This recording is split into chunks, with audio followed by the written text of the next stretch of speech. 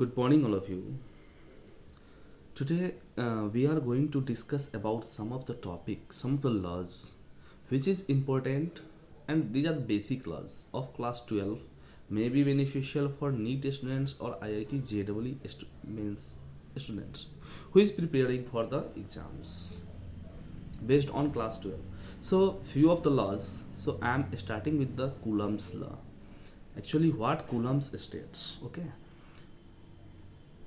So Coulomb's law states that actually by performing several experiments, Coulomb found that at electrostatic force between the two charges कहना ठीक नहीं होगा, two static point charges, ठीक है, which is separated by a distance r. अब मान लीजिए दो पॉइंट चार्जेस हैं जो कि r डिस्टेंस से सेपरेटेड है, तो आप इसको हम सिंपल नहीं कह सकते हैं कि सिंपली कहना कि हाँ फोर्स डायरेक्टली प्रोपोर्शनल टू दो चार्जेस के बीच में और distance between them. No, we have to say it in a manner, in a way. How? First point we have to write electrostatic force is directly proportional to the two static point charges or product of charges. So F is directly proportional to Q1 Q2. ये हमारा पहला point हुआ. Second point we have to write electrostatic force that is inversely proportional to the square of distance between them. ठीक है, ये हो गया second point, जिसमें आप सेकेंड इक्वेशन क्या लिखेंगे? F is inversely proportional to 1/r².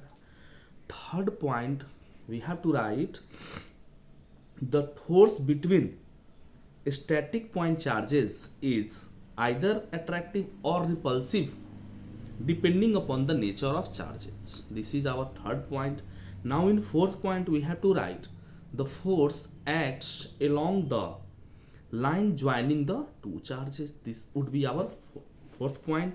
Now in fifth point we have to summarize the force between two charges depends upon the medium between the two charges. Now when we combine equation 1 and 2, equation 1 हमारा क्या था? Force is directly proportional to product of charges Q1 into Q2. Second equation क्या था? Force is inversely proportional to 1/1/r². ठीक है, r क्या है यहाँ पे? डिस्टेंस है. तो after combining this we obtain f is directly proportional to Q1 Q2/r² और f is equals to small k Q1 Q2/r².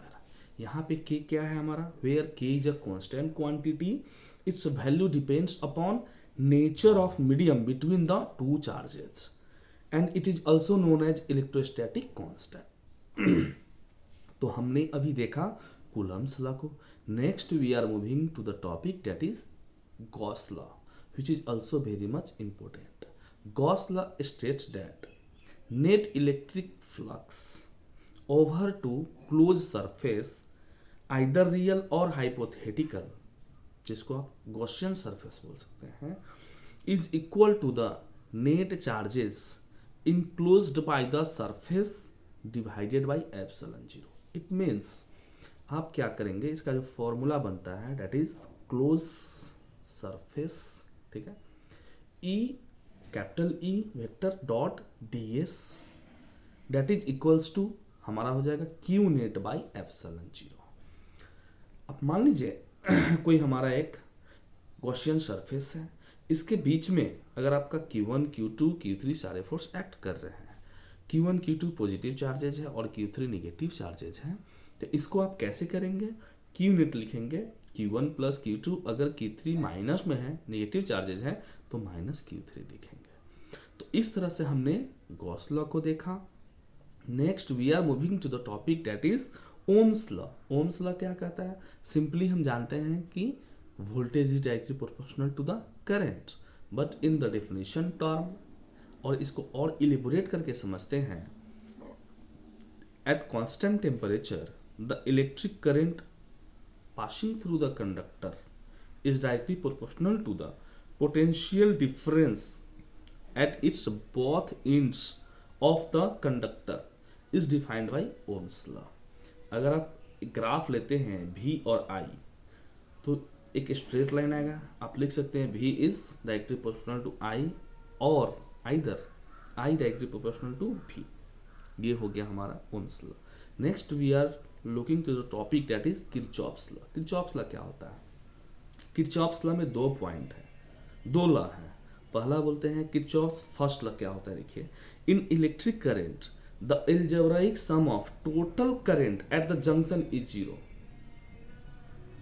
तो क्या होगा कि मान लीजिए कोई पर्टिकुलर जंक्शन है, उस पे क्या होगा कि आपका जो सॉरी जो हमारा इनकमिंग करंट मान लीजिए I1 I2 है एट अ पर्टिकुलर जंक्शन, और जो हमारा लिविंग करंट है पर्टिकुलर जंक्शन से I3 I4 I5, टोटल जो अलजेब्राइक सम होगा means algebraic sum of capital I that is equals to zero. इसको और आप और इलेबोरेट करेंगे तो हो जाएगा Q1 plus Q2 minus Q3 minus Q4 minus Q5 that is equals to zero. मतलब टोटल जो इनकमिंग करंट है और आउटगोइंग करंट है वो हमारा इक्वल हो जाएगा, ठीक है। तो ये हम देख लिए हमारे किरचॉफ्स फर्स्ट लॉ। और किरचॉफ्स फर्स्ट लॉ को भी हम बोलते हैं is also based on conservation of charge. ये इंपॉर्टेंट चीज है कि Kirchhoff's first law is based on conservation of charge, and Kirchhoff's first law को भी अगर सेकेंड पॉइंट में बोलते हैं, इसको हम KCL बोलते हैं, Kirchhoff's current law. Kirchhoff's first law और junction law is also called Kirchhoff's current law. Kirchhoff's second law आता है जिसको हम लूप रूल भी बोलते हैं। ये क्या होता है कि अगर हमारे पास मान लीजिए दो तीन रेसिस्टर है, रेसिस्टेंस R1 R2 R3 है जो कि बैटरी से कनेक्टेड है, तो इसका जो बनता है कि del V is equals to zero. In terms of definition, we can say around any closed network of a circuit, the algebraic sum of charges is in potential must be zero. Del V is equals to zero. Or we can write IR1 plus IR2 plus IR3 is equals to epsilon. The important point that we have to keep in mind that is Kirchhoff's second law is based on conservation of energy and it is also known as KVL। Kirchhoff second law को हम Kirchhoff's voltage law बोलते हैं और loop rule भी बोलते हैं। तो ये हमें Kirchhoff's first law second law का जो मेन पार्ट्स है वो हमें ध्यान रखना है। Kirchhoff's law first law based on conservation of charges, while Kirchhoff second law based on conservation of energy. Kirchhoff's first law को हम क्या बोलते हैं? KCL बोले तो किरचॉफ्स करंट लॉ, ठीक है। और जंक्शन लॉ भी बोलते हैं। किरचॉफ सेकेंड लॉ को क्या बोलते हैं? लूप रूल बोलते हैं। और KVL किरचॉफ्स वोल्टेज लॉ। तो आज हमने ये 3-4 लॉ देखा है। Thank you so much for watching this video. Next में और जो भी 12 का नोट्स बचा हुआ है, जो भी लॉज हैं, उसको हम देखेंगे। Thank you.